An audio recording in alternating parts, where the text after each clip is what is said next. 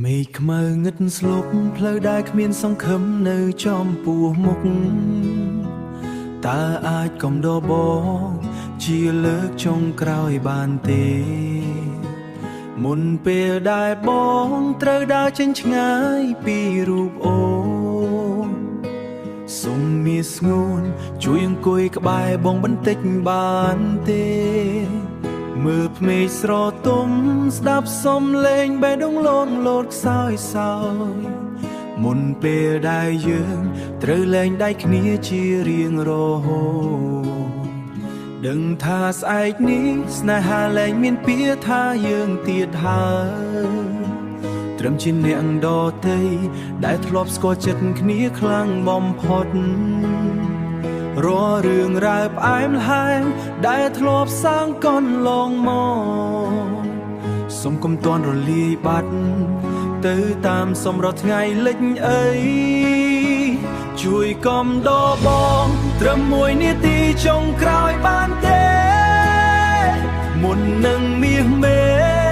បែកខ្នងដើរចេញមិនត្រឡប់សុំត្រឹមខ្សែភ្នែកលួងលោមបេះដូងដែលគង់តែប្រេះឆាទុកជាអនុស្សាវរីយ៍មុនពេលដែលរូបបងត្រូវឯកាត្រូវឯកា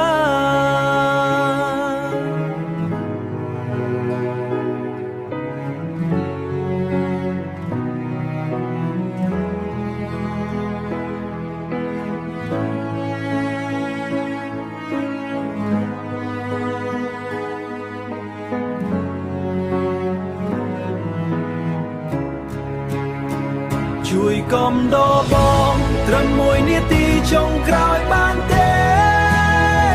មុននឹងមាសមេបែកខ្នងដើរចេញមិនត្រឡប់សុំត្រឹមខ្សែភ្នែកលួងលោមបេះដូងដែលគង់តែប្រេះឆាទុកជាអនុស្សាវរីយ៍មុនពេលដែលរូបបងត្រូវឯកា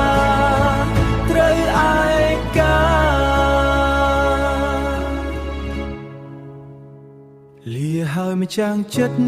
លាដោយទឹកភ្នែកដែលហូរជោគថ្ពាល់បងនឹងរក្សារាល់អនុស្សាវរីយ៍ក្នុងបេះដូងជានិច្ចចំណែកបងវិញនឹងរួមម្នាក់ឯងក្នុងភាពស្ងប់ស្ងាត់ដ៏ឯកោ